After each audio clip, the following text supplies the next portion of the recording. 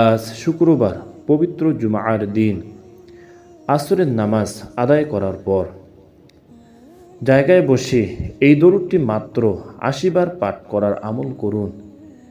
ইনশাআল্লাহ আল্লাহ তাআলা রব্বুল আলামিন এই দরুদের আমলের বরকতে ফজিলতে আপনার ৮০ বছরের গুনাহ মাফ করে দিবেন। সুবহানাল্লাহ। এই দরুদটি একবারই সহজ এবং ছোট একটি দরুদ।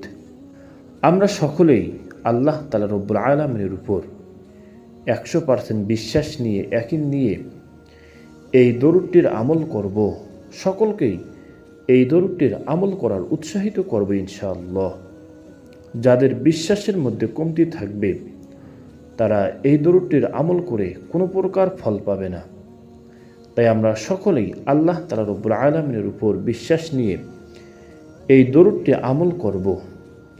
এই দরুদটি হলো আল্লাহুম্মা সাল্লি আলা মুহাম্মাদিন নাবিয়িল উম্মিয়্যি ওয়া আলা আলিহি ওয়া সাল্লিম তাসলিমা।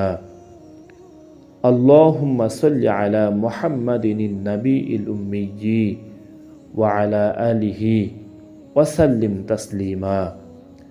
আমরা এইরকম করে আজ শুক্রবার আসরের নামাজ আদায় করার পর এই দরুদটি সহিহ শুদ্ধ করে ৮০ বার পাঠ করার আমল করবে ইনশাআল্লাহ। পরিবার পরিজনকে এই দরুদটির আমল করার কথা বলবো। সকল মুসলমান ভাইদেরকে এই দরুদটির আমল করার কথা বলবো ইনশাআল্লাহ। আল্লাহ তাআলা রব্বুল আলামিন আমাদেরকে সকলকে এই দরুদের আমল করার তৌফিক দান করুক।